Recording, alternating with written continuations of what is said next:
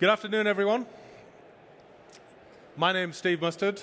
I'm going to talk today about culture in cybersecurity. In particular, I'm going to talk about culture in the OT cybersecurity sphere. I guess that's where I come from. My background is instrumentation and control, and I've worked in that for 35 years, and 20 of those years I've done in cybersecurity of industrial automation and control systems. And I've seen a lot of things in a lot of different facilities, got a lot of different experiences that I want to share, and it all comes down to culture and behaviors. And Peter did a really nice job of teeing some of these discussions up. I'm going to follow on with some of those points.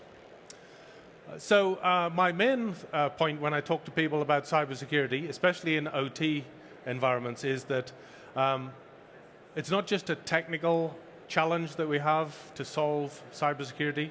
Obviously, technology is a big part of it. Technology like firewalls, intrusion detection systems, network monitoring, and so on, all very important controls in cybersecurity of control systems. But the people part of it is really important. It's important in IT and it's important in OT, but I really believe it's much more important in OT for reasons which I'll explain in a moment.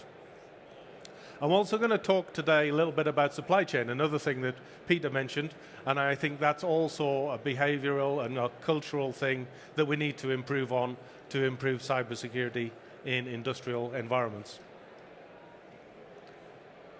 So why do I say operational technology, cybersecurity is more important from a culture point of view? I think we all know that the big difference between IT and OT environments is that the OT environments connect with the real physical world, and if there is a compromise of a control system, then the consequences can be in the real physical world. So my example here that I've got is a gas-powered turbine for, in this particular case, power generation on an offshore platform. So it's an extremely expensive custom-built piece of equipment. Runs 24/7, of course, to provide power. And the control system for that, if compromised, could cause quite significant impact. So you can have a loss of power, which is obviously significant in itself. You can have a loss of containment, so you can have some kind of release into the environment, which is potentially harmful. You can also have damage to the equipment. So in a piece of equipment like this, millions of dollars of value, but it's not just the value, it's also the time it takes to repair it or replace it. Could be many, many months. And that could mean a long period of outage, long period of downtime, impact on production, and so on. And then you can also have health and safety impacts. So you have people close to these operating equipments, and you can have fire, explosion, and debris falling off and harming people. So lots of real physical impacts if a control system controlling something like this can be compromised. I mentioned the supply chain, and I'm going to mention it in two different contexts. So the first context I want to talk about is, look at this supply chain here, and we're talking about, at the right-hand side over here, you're talking about those risks that we just talked about and how we manage those risks. So in the facility where this equipment is, the organization has to manage all of those risks and reduce the likelihood and consequence of something like that happening.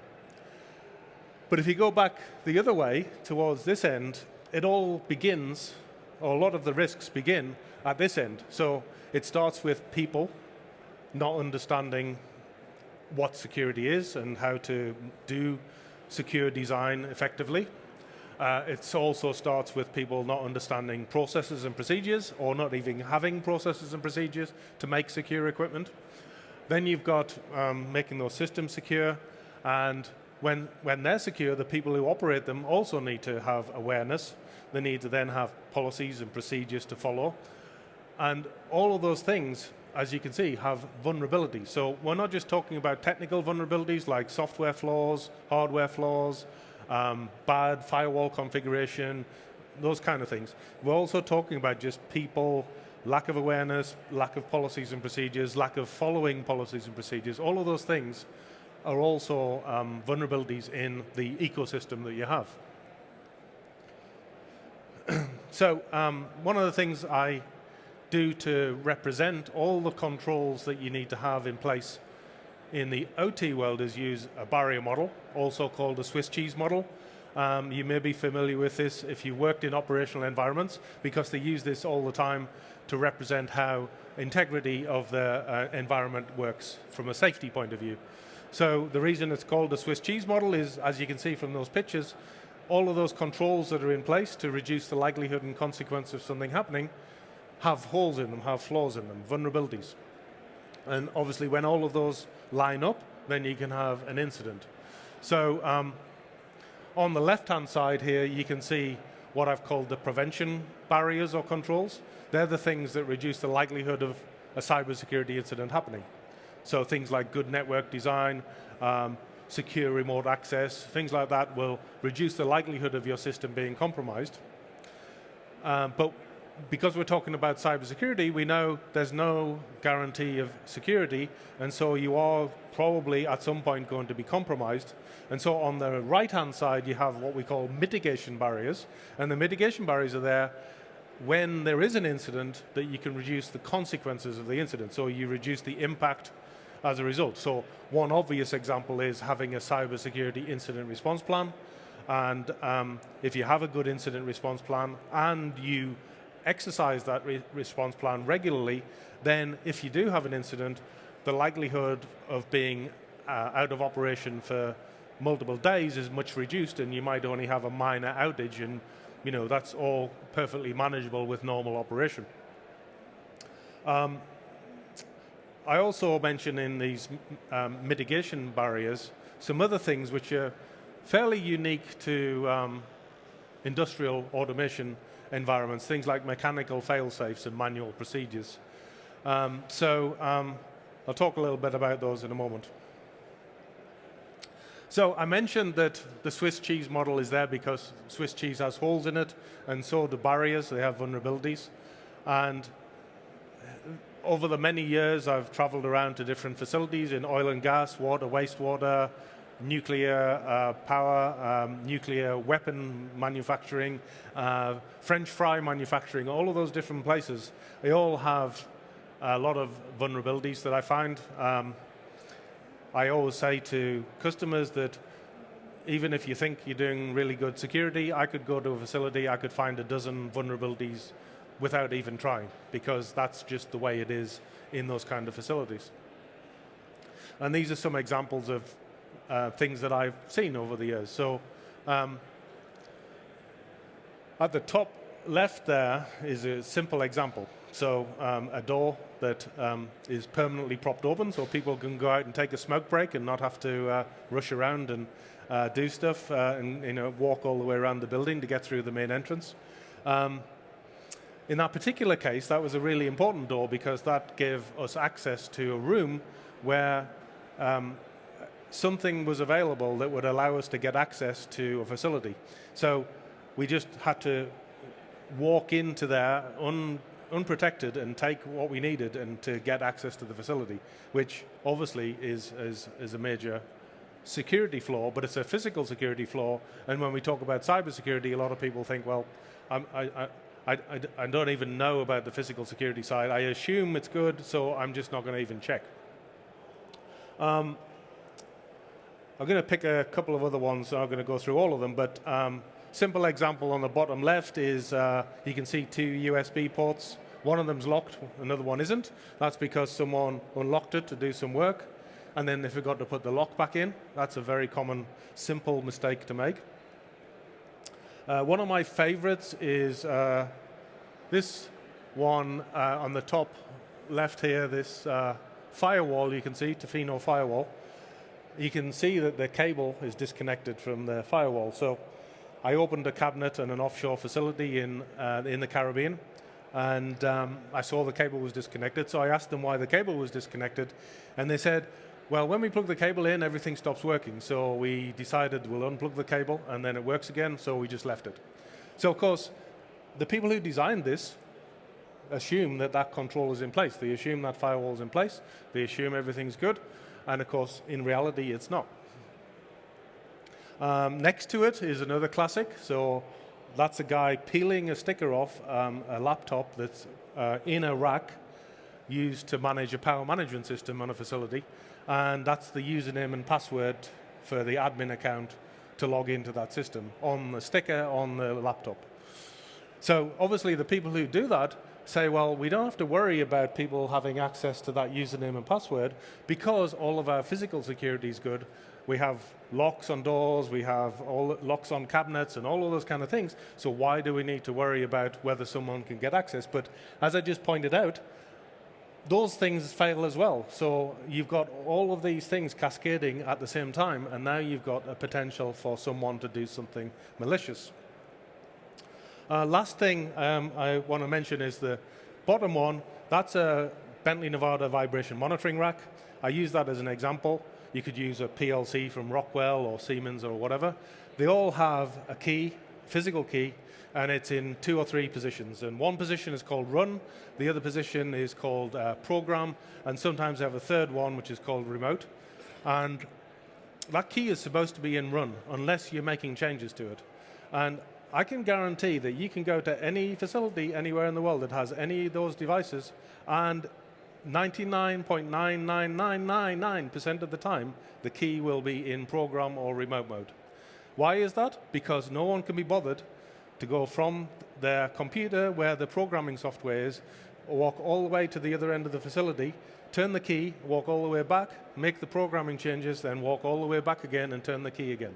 So it's just out of pure laziness that they do it, but that is by far the simplest control that you can have in place to reduce the likelihood of someone getting on your network and changing the program that's running in the controller. And as you probably familiar, that happened in the Middle East in 2018, I think it was. Someone actually made changes to a Triconix safety controller, and fortunately it shut down and it shut the plant in, but it could have been disastrous. But that's fixed. The simplest fix for that is to turn the key in the right position. So here's a good example of how weak physical security is. And you might recognize, if you saw Tom Liston speak earlier, that's actually Tom Liston breaking into a cabinet. There he is there. So if you saw his keynote speech earlier, that's Tom. So that took about 9 seconds to break into that cabinet. Now, those Rittal cabinets, they have a key. You can open any Rittal cabinet anywhere in the world with one key.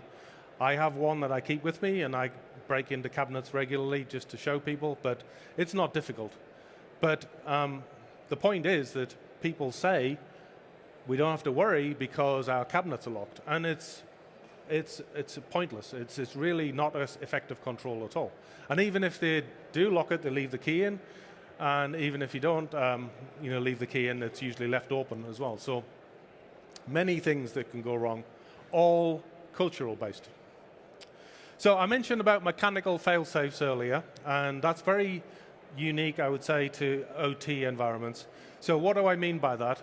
So there's a great book that I recommend called Security PHA Review, published by ISA, and it talks about doing what's called a process hazard analysis, PHA, and including in the analysis cybersecurity as a cause of an accident. So instead of doing your own risk assessment for cybersecurity, you do a whole risk assessment talking about all the things that can go wrong in the process, and one of them is you have a cybersecurity incident. So the book also talks about the idea that in order to reduce the likelihood or consequence of a cybersecurity incident on a process, you need to have a mechanical control. So what do you mean by that? Well, if you think about every cybersecurity control from a technology point of view, it's electronic itself, it's programmable. A firewall has hardware, it has firmware, and it has a configuration. Intrusion detection system, same thing. So because they're programmable and electronic, they can also be compromised. The firmware in the firewall can have vulnerabilities itself, and the configuration can be wrong, and so on. So having those controls is great, but you still have the potential for those to be compromised as well. But you can't do that with mechanical fail-safes. So mechanical fail-safes are things like pressure release valves, speed limiters and things like that. And they have no electronic function at all. They have no programmable function at all. They simply work by, for instance, if there's a high pressure, it vents into the atmosphere. If it goes over speed, it automatically slows something down with a brake and so on. Very simple mechanical controls. So having those in place and understanding that you have those in place is a key part of cybersecurity management for control systems. But again, it's understanding that control systems are very different and understanding what you need to do to protect them, which is the key part. So a couple more things I'm going to say before I finish. So one is about vendors. So I've worked on behalf of many end users over many years as vendors come in and present their designs for control systems in facilities. And my observation is that the vendors don't always really understand security very well. So they might say they do and they know a few key phrases to use, but from a design point of view, they don't do it very well. So the picture on the left was an example from a real case I had where we were looking at a network architecture with a major control system vendor, won't say who, and one of their people was in charge of the drawing, and we were talking about security, and all the person was doing was adding firewalls everywhere. And that was their solution to security, is whenever you're worried about something, just add a firewall and then check the box and you're good. And of course, as I said, there's many reasons why, but firewalls alone are not going to be the solution to security. The other thing is, because I'm here as well as a volunteer with ISA, so I am very familiar with the ISA IEC 62443 series of standards, which is the only international consensus-based standard for security of industrial automation and control systems. And it has a lot of terminology in there, it has a lot of guidance in there, and I've met a lot of people who post on LinkedIn, they do presentations, they talk about it, and I can tell when they talk about it that they've never even read the standard. So they use the terminology incorrectly, they talk about things that aren't in the standard, and there's a lot of debate that goes on about the standard from people who've never read it, which is very concerning.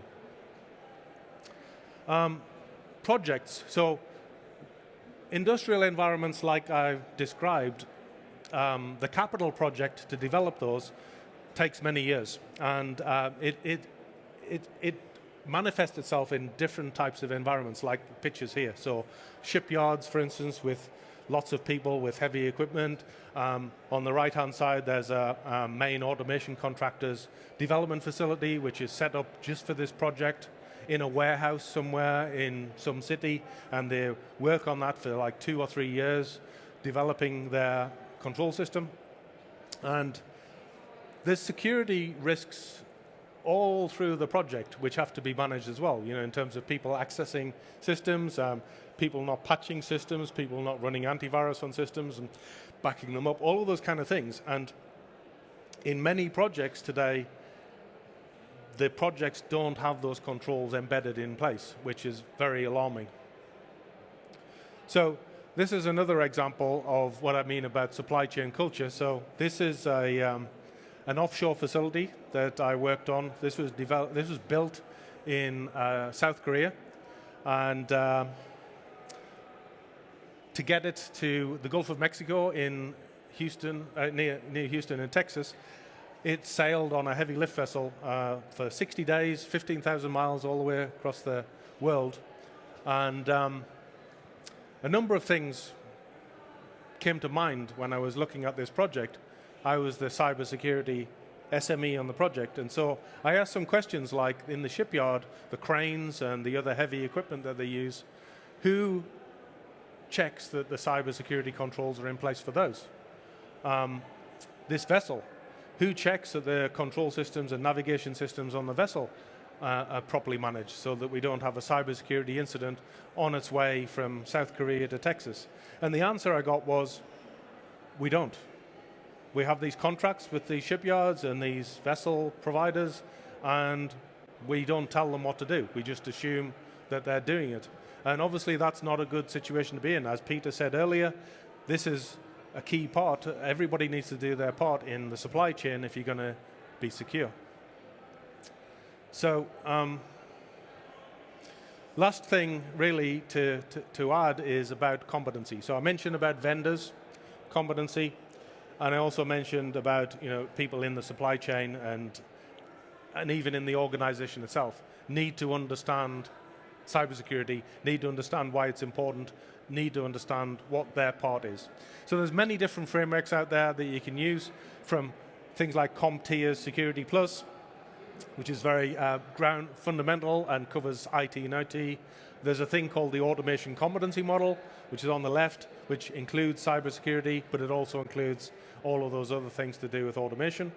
NICE, the NIST cybersecurity framework, has an educational part, and that has skills and knowledge that you need in order to be a cybersecurity expert. So, and in Europe, of course, the European Cybersecurity Skills Framework. So lots of different frameworks out there, and it's great, but we need to make sure people are learning these things and learning them properly, not just passing knowledge on from people to people, but actually learning them in formal environments.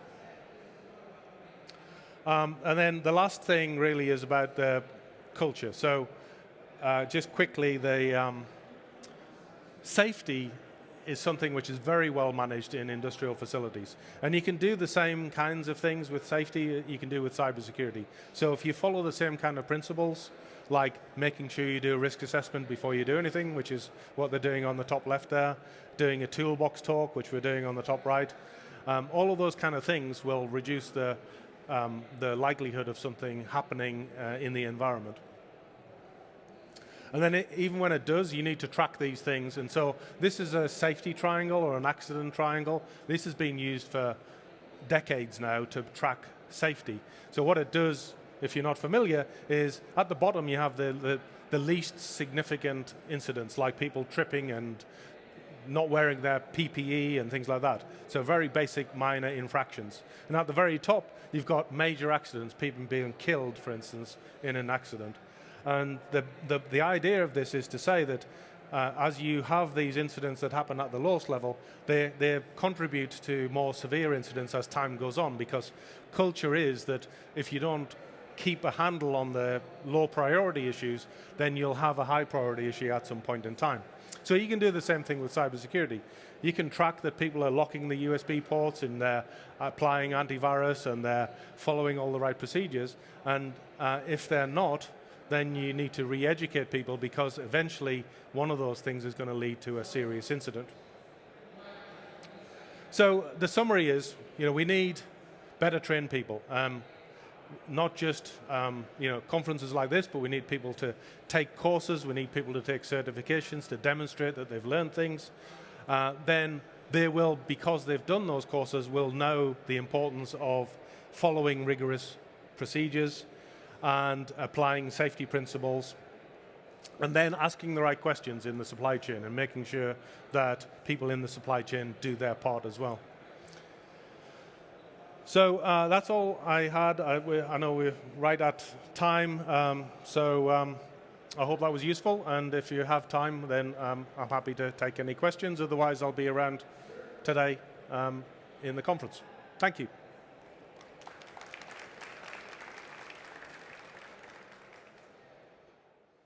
I think it's like 2 minutes, I guess. We have a couple of minutes for questions if you have.